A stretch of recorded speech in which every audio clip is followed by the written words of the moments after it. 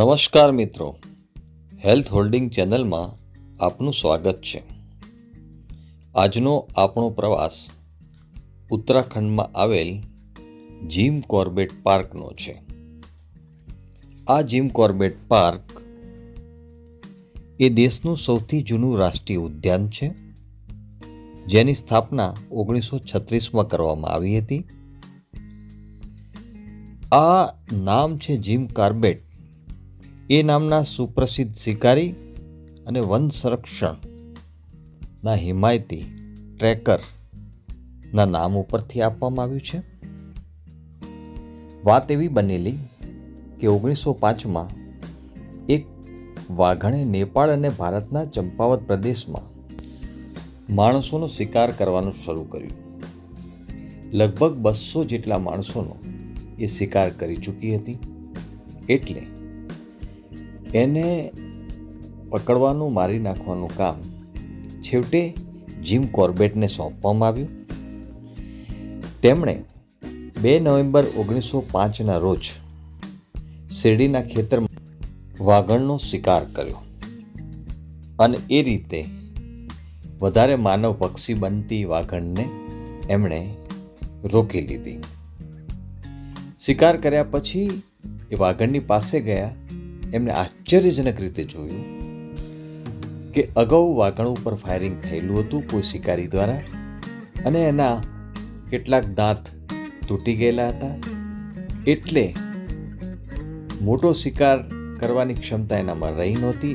એટલે એના માટે માણસ એ પોચો અને અનુકૂળ શિકાર હતો. એ રીતે માનવ પક્ષી બની હતી. આ જાણ્યા પછી જીમ કોર્બેટે શિકાર ત્યારથી બંધ કર્યો.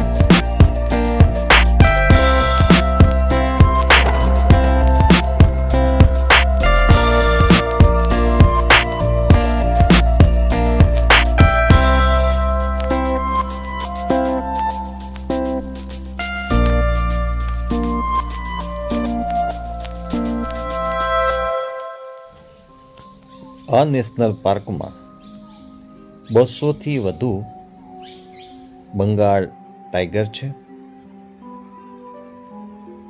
એ ઉપરાંત ચિત્તા, હાથી, રીંછ અને પક્ષીઓની 600થી વધુ પ્રજાતિઓ અહીંયા વસવાટ કરે છે.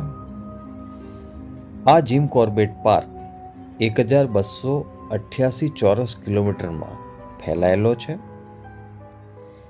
અહીંયા વનસ્પતિ અને પ્રાણી સૃષ્ટિનું ખૂબ મોટું વૈવિધ્ય છે. ઉદ્યાનમાં સાલ, ખેર, શીશમના વૃક્ષો, હરણ, જંગલી ડુક્કર અને મગર જેવા પ્રાણી સૃષ્ટિનો પણ સમાવેશ થાય છે. રામગંગા નદીનું આ ઘર છે. ખીણમાંથી વહે છે અને જળચર જીવનને ટેકો આપે છે. અહીંયા પ્રવાસીઓ મોટી સંખ્યામાં આવે છે. ખાસ કરીને અહીંના કુલ 6 જેટલા સફારીના રૂટ છે.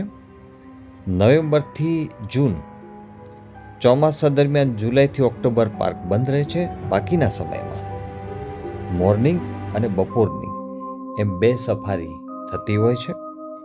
જો તમારા સારા નસીબ હોય તો તમે વાઘને એટલે કે ટાઈગરને જોઈ શકો છો. પરંતુ તે જોવા ન મળે તો પણ આપણે અન્ય પ્રાણીઓ, પક્ષીઓ અને વનસ્પતિનું વૈવિધ્ય તો અચૂક રીતે માણી શકીએ છીએ.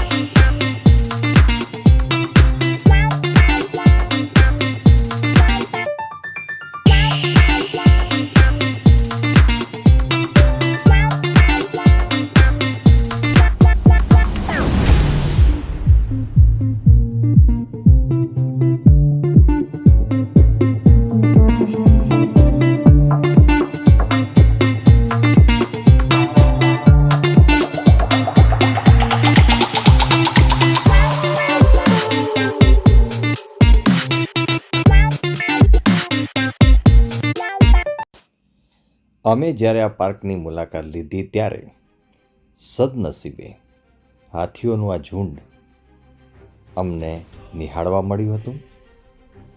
આપ આ વિડીયોમાં જોઈ શકો છો એ રીતે હાથીઓને પોતાની તરફ આવતા જોઈને સફારીની ગાડીઓ રિવર્સ પાછી ચાલી રહી છે. હાથી એમના પરિવાર સાથે મદમસ્ત રીતે આગળ વધી રહ્યા છે.